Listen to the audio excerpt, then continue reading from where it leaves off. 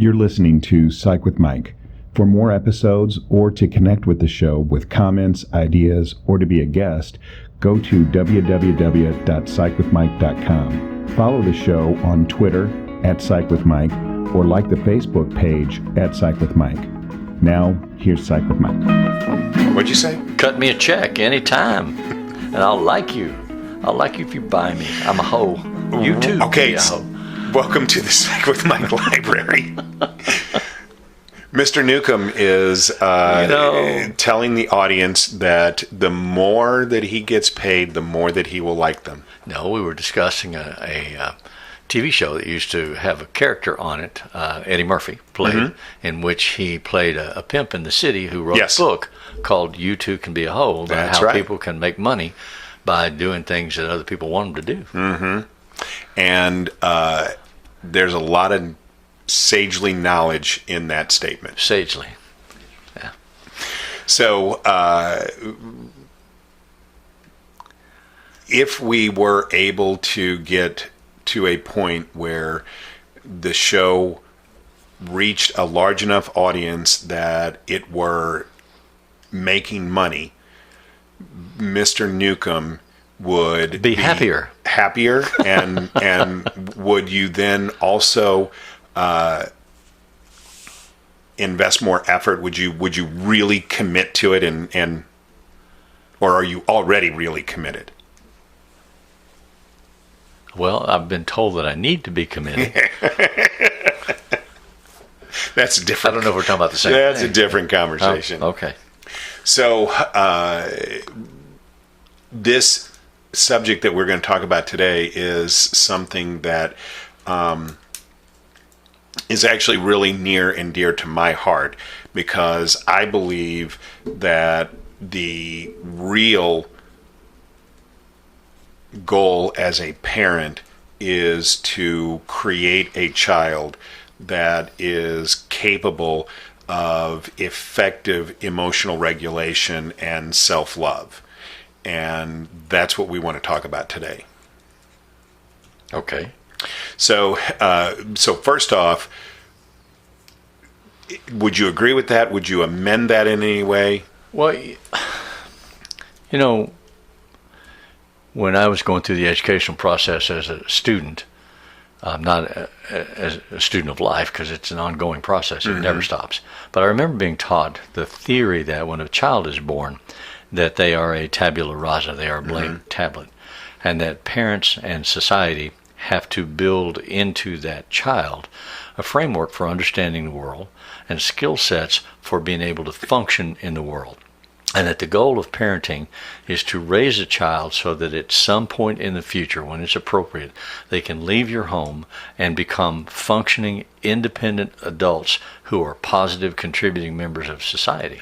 So I think if you follow that framework, we're in agreement. That's my understanding of what parenting is about. I have the responsibility to try to raise a child who then is capable of living independent of my guidance and support, but in a way that makes them positive, contributing members of society. And I would say that the way in which you do that, because then a person could say, okay, so how do you make them contributing members? Right. I would argue that the capacity to regulate effectively the emotional state is how you do that. That people who can effectively emotionally regulate are the people who go out and contribute. Now, you can contribute to society and not be able to emotionally regulate, but that's harder.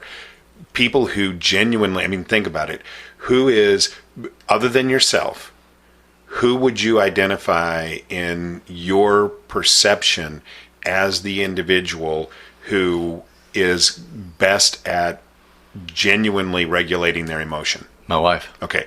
Who is the most successful person that you know? My wife. Right. So they're the same person. Yeah. Now, some people would say, oh, you're just saying that because that's your wife. Yeah, right. But I don't believe that. She listens to this. I have to go home. But I know you, and I know that you are not like that. I know that you actually believe that. And I would argue that's not a coincidence, that the most successful person you know is also the person that you know who is best capable of regulating their own emotion. I know a lot of people, and I know Because you're people super with- popular. No, Just, no, I wouldn't go that far. No, I was just thinking about all. You asked me a question like that, reduce down everybody that you know. Well, I'm 73 years old, and Yeah. I've taught school my whole life, Right. and I've met lots of people. I'm Yeah. tens of thousands of people. yeah. Among them, a lot of them are incredibly successful and powerful people and accomplished people. Students that I've had that have grown up and had incredibly positive contributing lives.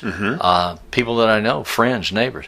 So I don't know. I mean, when you say, well, reduce it down to one, I kind of go numb. It's like, well, how do I do that? Well, and okay, but what I would argue though is, or I mean, look at you. I can remember when you were like socially unacceptable and non-functional. and And I've now today you're really almost there. struggled with my capacity to emotionally regulate. Yeah.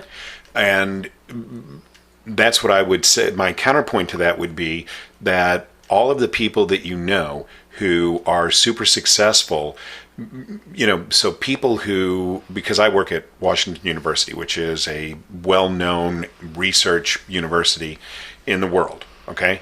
And I was on a Zoom call yesterday with a bunch of people who work there and are doing really great research into all kinds of different things, biology, physics, math, and we're all trying to expand our capacity to be able to deliver quality online programming. Right. So the truth is that even after the pandemic is over, we're still at the university level going to be invested in delivering quality online More and programming. more. I mean, all education seems to be yeah. moving that direction. Yeah. That genie's out of the bottle now. It's not going back in. I agree. And so I was on this Zoom call, and we were talking to all of these people. And as a trained psychotherapist, I'm watching these people who have all of this grand knowledge and are doing this really incredible research. Isn't that a fascinating opportunity? Yeah, you see all those people. But I can see the insecurity. Right. And so even people who are super, super successful, they have other aspects of their life where they may have challenges. And what you see in your wife, and I won't say her name, but you see in your wife. Okay. So what you see in Phyllis is is something greater than just money. So wealth, power, and fame. So the three things that society uses as the rubric for success, wealth, power, and fame, are not real. And there's something else. There's a centeredness of self that is about being a quality, productive human being that isn't about any of those three things. And you see in her what you hold as the highest aspirational goal of a quality, successful human being. And I would argue that that is synonymous with the capacity to emotionally regulate. If you can emotionally regulate well, you could be a sanitation engineer and be an incredibly successful person. It doesn't matter what you do for a job. It doesn't matter how much money you make. It's about the quality of life that you are living. And I believe that the root of that comes from our capacity to effectively emotionally regulate. Well, it depends on how you define or how one defines success. I mean, I think society has definitions of success that are a little more expansive than what you've just given. Like, stay out of prison, don't get arrested, don't commit crimes. Okay, well then I'm not successful because I've done both those things.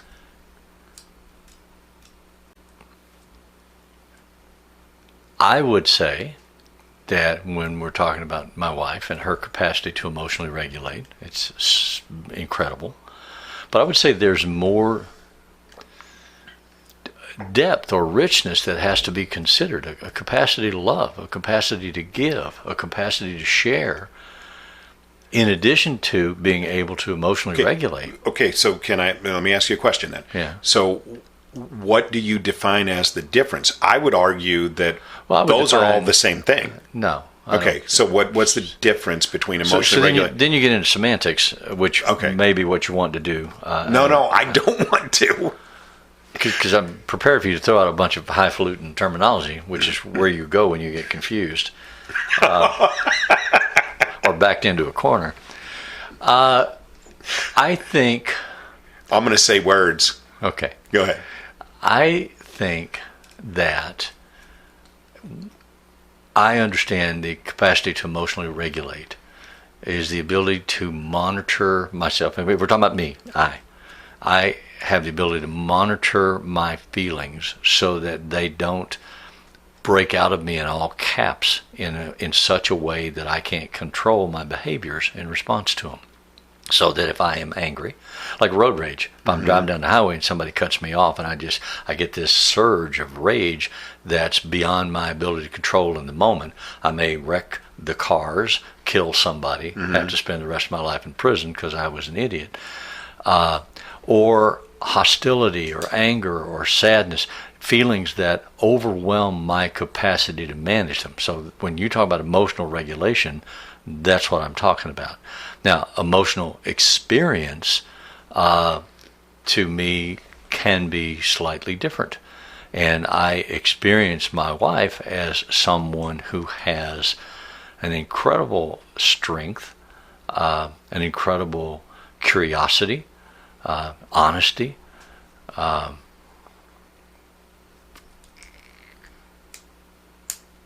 ability to do all the things we were just talking about in terms of regulate her own emotional situation so she doesn't collapse or implode or explode. But in a framework where she understands the answer to the question that you just posed for herself is what makes me safe, what makes me happy, what makes me good. And it's not an external marker. It's not that I have $1 million in the bank. It's not that I'm titled president of this or that or the other. It's I feel good about myself, and I feel good about the people I'm with. I mean, that's how I understand it. I'd have to ask her, but that's how I understand it. But what I was wondering is, you had said that society might say, love other people, be able to give. And what I'm saying is that I believe that people have to foundationally have all of those things that you're just talking about to be able to genuinely love other people, to be able to give altruistically. Okay. And so those things are, so to the extent that I had said, they're synonymous, they're not synonymous, but the one thing that's required first is the capacity to genuinely emotionally regulate. Okay. I'm hesitating because thought is forming about the development of children and their development of capacities such as object permanence and how they experience, and especially all the research that we've read and seen on babies and mothers, being able to recognize that face, and all the psychological theories about the available supportive nurturing mother and the unavailable non-supportive non-nurturing mother, and how the burgeoning child understands and reacts to that as they develop their own sense of self and their own sense of worth. So I don't know, which comes first, the chicken or the egg, but I think it's all part of the process of learning to emotionally regulate. Right. Can you self-soothe? Right. You see a little infant that sings to themselves while they play with their foot. They're self-soothing. If they get out of control or out of balance and are not soothed, then they scream or they cry or they demand attention. If they receive it from a loving, supportive adult, then they are other-soothed, and that adult then teaches them behaviors of how to self-soothe. Which they introject. Which they swallow inside, Yep, they take that inside, and they learn to have that inside them. I said words. Yeah. But to the ability of developing that is what we're talking about. Right. Can you develop the ability to self-soothe? Right. And one of the ways that you do that, again, developmentally, another term, social cue awareness. You and I have both worked with lots of children and adolescents, and even adults, who didn't develop social cue awareness. I remember having a sweatshirt that had cartoon faces on it with labels: angry, sad, mad, glad, happy, whatever. And I remember having a handout sheet of paper where I mimeograph those things off, and I give them to clients, especially young children I was working with, and say, all right, look at your mother and look at this page and find which one of these faces she is. And we put them on the refrigerator and at home and say, teach mom to say, look at this, look at my face, what am I? Where am I right now? Which one of these am I? So that the kid can learn to recognize the emotional messaging that's going on. That's called social cue awareness. So you have to develop that capacity if you're going to be successful. Right. And so the very first stage of development, according to Eric Erickson, is security versus insecurity. Right. So when you are an infant and you're looking for those external cues, and the cues that you get are either wrong or inappropriate, or even if they're appropriate for the situation, if you live in an unsafe environment and the cues that you get is that the world is a very insecure place, then when you get to the point where the child is playing with their foot and singing, you're not likely to do that. You're not likely to know how to effectively self-soothe. And so your capacity... So you get those kids that have attachment disorders because they can't find someone or something to attach to. And they develop good self, bad self. And then subsequent to that, safe self, endangered self, that they have to find a way to navigate. Right. And so that's what growing up and raising kids is all about. And my definition of effective emotional regulation is that you have to be able to ID. So first you have to be able to recognize in yourself that you are having an emotional reaction. You have to be able to label it. You have to be able to say, I am glad, mad, sad, or scared. And then you have so to in therapy, we teach people, you got to feel it, you got to label it, you got to externalize it. You got to express it. Yeah. Right. And you have to be able to do those things appropriately. Yes. So you can't express it as, I'm mad, I'm going to break I'm going to ram your car in the parking lot. Yeah. And so it has to be appropriate, but you have to be able to do all three of those things. You have to be able to identify, I'm having an emotion, you have to be able to label it, and then you have to be able to express it appropriately. Right. And that is the foundation for emotional regulation. We learn that when we're very young children, the capacity we learn it or we mislearn it. Or we mislearn it, right. And then when we go to school, that lays the foundation for whether or not we're going to be successful or unsuccessful. So a lot of what we see in schools, and you were an educator for a long time, and I would argue that when you saw kids who were unsuccessful at school, it wasn't because they had learning deficits, it was because they had emotional regulation deficits. I wouldn't argue with that at all. You can overcome the learning deficits if they have the capacity to emotionally regulate. Exactly. You can't overcome, they could be the smartest kid in school. I used to talk about, I grew up in a very violent, dangerous home. And I learned to recognize instantly if the environment was dangerous. If somebody was radiating or vibrating danger, then I can spot that. I can walk into a room full of people and know where everybody is emotionally pretty quickly. And who's dangerous, who's safe. Now, I don't necessarily know what's going on. You're thinking about buying a new Jeep and you're happy, and that your person next to you is thinking about going on vacation and they're worried about the cost. I can't do that. But the broad stroke emotions of calmness, edginess, anxiety, fear, anger, I can see those, and I know exactly who's dangerous and who's not, because I learned social cue awareness. When I was talking about, I don't even know if it was this episode or not, but I was talking about, I was on this Zoom call. Yeah, that was this one. Okay, and because you're talking about all the nerds that have high levels in intellects but don't have social and intellectual skills. And I could interpret that through the Zoom camera. Zoom camera. Yeah. Now, it's not as effective.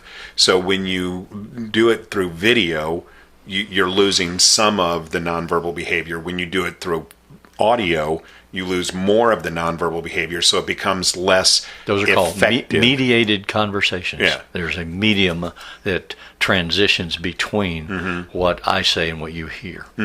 Whereas person to person, face to face, it's non-mediated, and I get the impact of all your nonverbals. Right. And the studies have shown that only about 7% of the message that we communicate to one another consist of the words we use. Right. 93% of it is nonverbal. Right. So you lose some of that when you have a mediated conversation. And that's what you and I are good at, is identifying all of those nonverbal cues.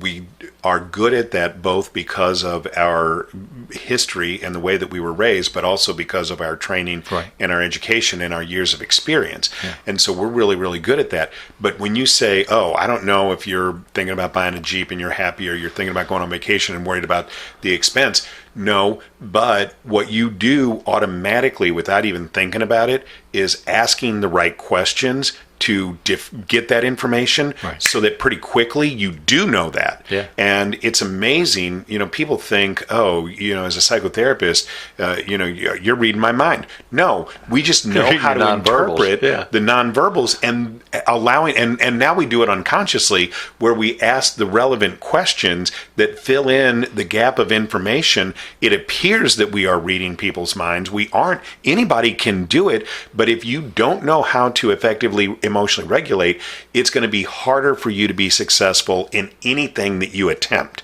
because you're going to have a lot of insecurity that you're going to be struggling with. And for individuals who don't learn that, and then they go to school and they try and interact with their peers, and they don't know how to emotionally regulate, and they don't know how then to interact with other people socially, they struggle a lot more. And that's what we see in kids who are struggling in school. Not that they have intellectual deficits. There aren't stupid kids in the world. There are kids who don't know how to emotionally regulate. So then you come back to some discussion of the distinction that you are making, or individuals may make, about what makes someone successful and unhappy versus what society designates as a successful life or a happy life. And we are heavily marketed in this society to define our happiness and our success by the accumulation of stuff and the markers of economic value. So obviously, if you're a good person and you've done well, then you're going to be rich.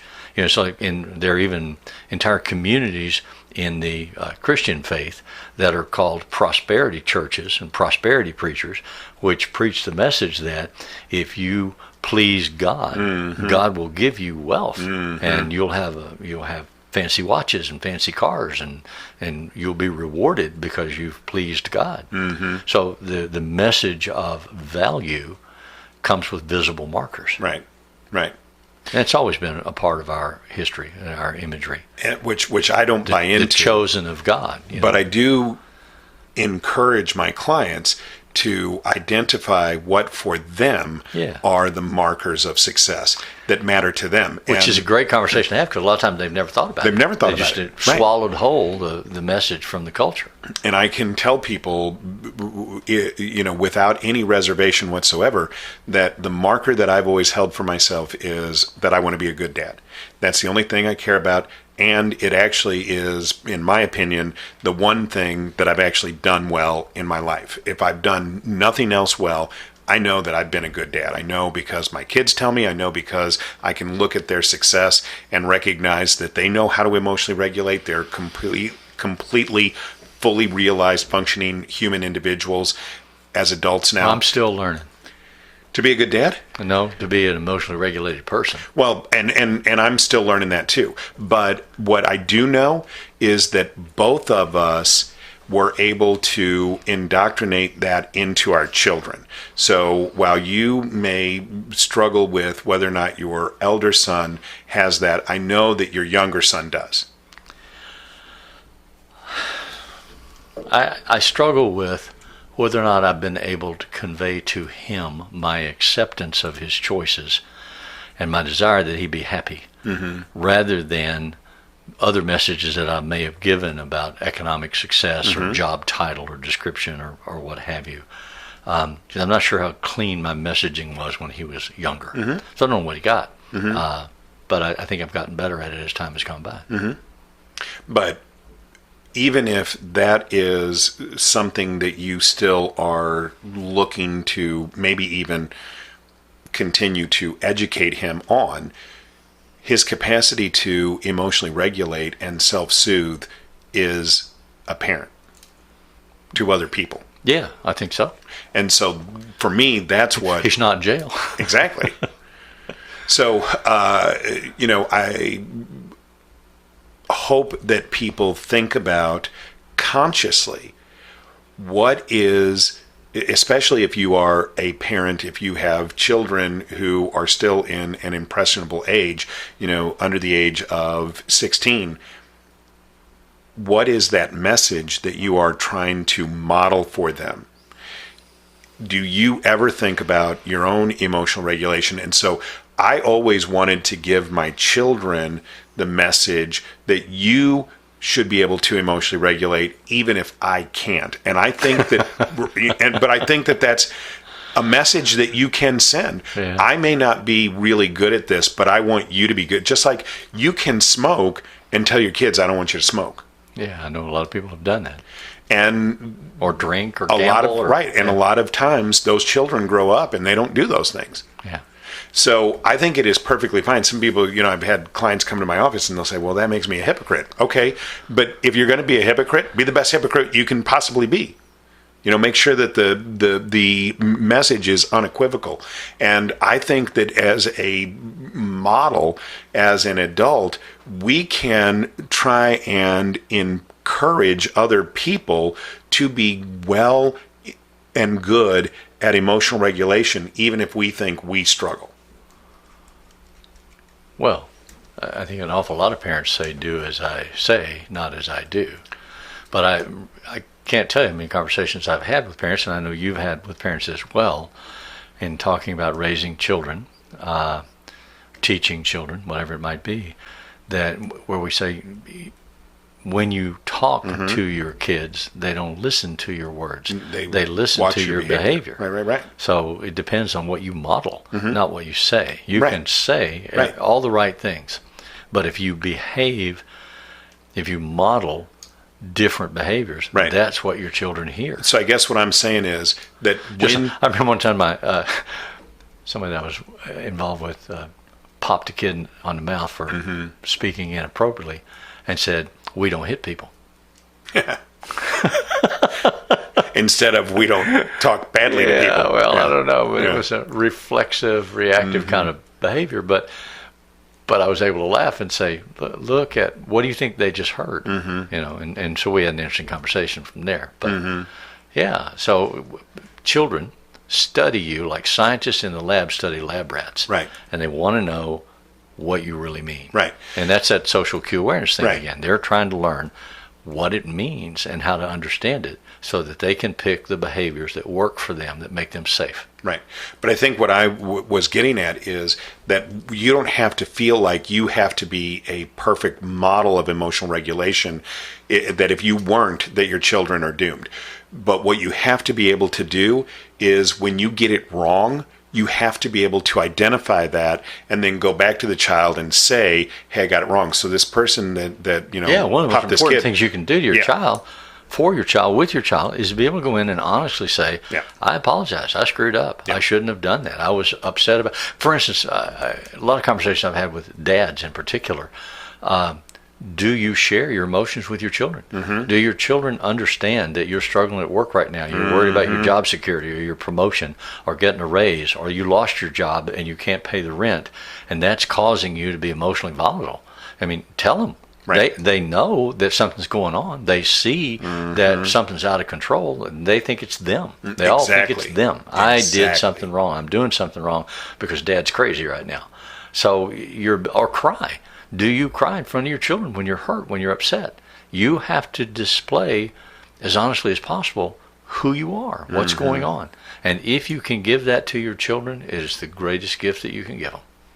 So I hope that was beneficial for people out there. As always, remember the music that appears in Psych with Mike is written and performed by Mr. Benjamin DeClue. Please go on the internets, go to the iTunes or YouTube, subscribe to the show, leave us a comment, and give us a rating. We would really, really appreciate that. And as always, if it's Friday, it's Psych with Mike.